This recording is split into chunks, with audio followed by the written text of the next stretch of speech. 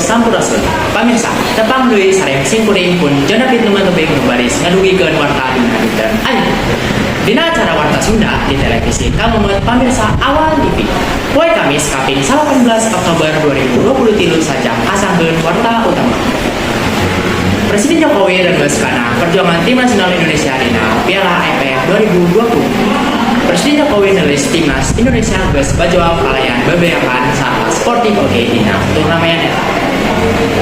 Lian di kitu Presiden oge nepikeun pawileujeun ka Thailand jadi pinunjul di Piala AFF 2020 lewat akun Instagram resminya @jokowi. Sementara Thailand jadi negara pangsuksesan di Piala AFF kalayan geus nyakeun genap kali gelar pinunjul. Rupina sakitu wae wartaan parantos biasa didugikeun ku simkuring kapayun. Pamirsa sadayana hatur nuhun Sunda Jaya. Wassalamualaikum warahmatullahi wabarakatuh.